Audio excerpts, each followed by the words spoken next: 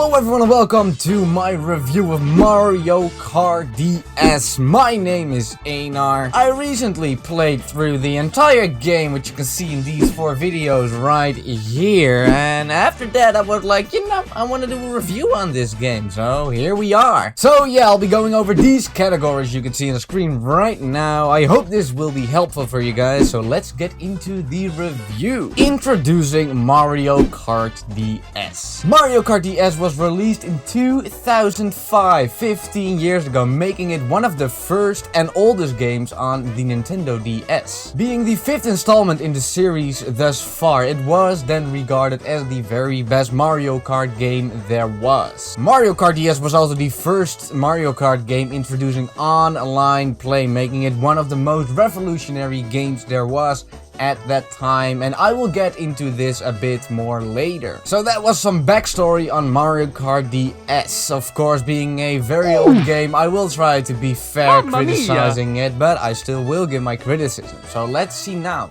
Does it hold up in 2020? So, going over the content you get in Mario Kart DS. In Mario Kart DS, you get a bunch of things. In short, you get 8 cups in total, with your normal things like a time trial mode, a battle mode, a very interesting missions mode, and an online mode, which was absolutely revolutionary back in the day. I will be going over the tracks as an individual section later in the review, but in short, you get 8 cups, each having 4 tracks, giving the game 32 tracks in total, excluding, of course, the battle and mission courses. Going over the battle mode, it honestly is just really good. You got 2 options in battle mode, having Balloon Battle and Shine Runners, which are both just incredibly fun, especially if you manage to get to play it with some friends. Next up, you got the very interesting missions mode as well, which as far as I know is still unique to only Mario Kart DS. In missions mode, you have 6 levels, each having 8 missions with a boss mission at the end. Every single mission is a fun little challenge, like collecting all the coins or driving through all the gates in order. And honestly, the mission mode is one of the best parts of Mario Kart DS. Lastly, I will be talking about the online mode, which was absolutely revolutionary at that time. It enabled everyone to play with their friends all over the world, and it worked absolutely great, especially for that time. The only bummer about online mode was that you could for some reason not play every single track in the game, but besides that little thing, the online mode in Mario Kart DS just felt like the best way to enjoy this game. Sadly though, the online mode for Mario Kart DS was shut off on May 20th, 2014, making it no longer possible to play Mario Kart DS online mode. So overall, there is plenty of content in this game, and in general, it's pretty damn good. So now we are going to take a look at the gameplay itself. How does the game work and how does the game feel? Even though there have of course been a lot of newer Mario Kart DS games which in my opinion have better gameplay, I still feel like Mario Kart DS holds up quite nicely. Comparing it to older games, the drifting is definitely one of the best parts of this game. It feels extremely satisfying, introduced a whole new category of racing called snaking, and in general the karts do not feel too big or too small.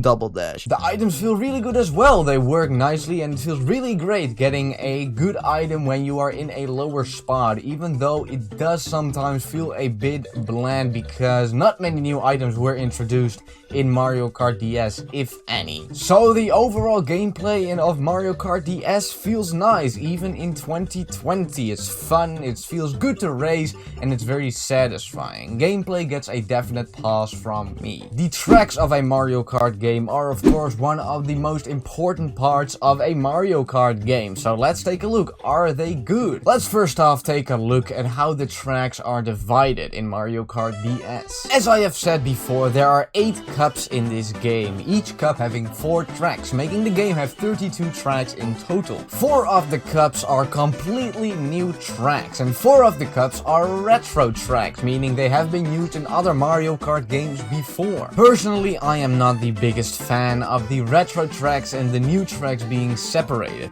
I like having them mixed together, having a new track here and there, and then maybe a couple of retro tracks here and there. But even though I don't like this very much, this is not even the main issue I have with the tracks in this game. Sadly, if I would have to describe the tracks in this game with one word, it would just be kind of bland. Now, don't get me wrong, the tracks are pretty visually appealing, they are colorful, and they look like a lot of fun at first hand. But for me, if I play the tracks, I just start to notice that there are barely any cool shortcuts. On most of the tracks there's only one way to go, and for me, if I finish a track, it just leaves me feeling kind of empty sometimes. Now take notice that this is pretty opinionated. I have probably been spoiled by all the new fancy cool tracks in the newer Mario Kart, so don't get me wrong, the tracks are still fun, they are still playable, but in my opinion, they most of the time feel a bit bland. So overall, most of the tracks are playable, but if you compare them to some other Mario Kart games, either older or newer, they do really fall behind in my opinion. So lastly, and probably the least important part of a Mario Kart game, the graphics and the music of the game. Mario Kart DS was of course, well, a DS title, and sadly the DS is not the most powerful console, making mind-boggling music through the shitty speakers of the system and great graphics through the 256 by 192 pixel screens of the system be very, very hard. That being said though, I feel like the game holds up pretty nice. The graphics are still pretty good and colorful, and I've never found myself saying something is particularly ugly, and the sound, well, the sound just speaks for itself, really. So yeah, no real complaints on the graphics and music of Mario Kart DS. Besides that 2D item animation, man, like, come on, what is that? Alright, now finally moving on to the conclusion. What do I think of Mario Kart DS? Does it hold up in 2020? Honestly, I think it definitely does. I had a lot of fun playing it. It's still a very good game. It's very enjoyable. The mission mode is excellent.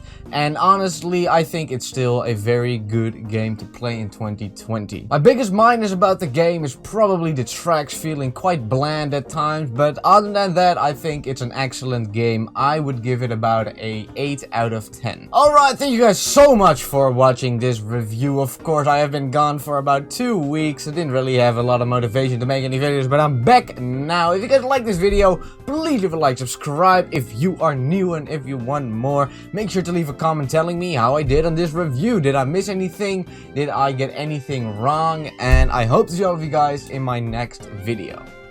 Bye bye.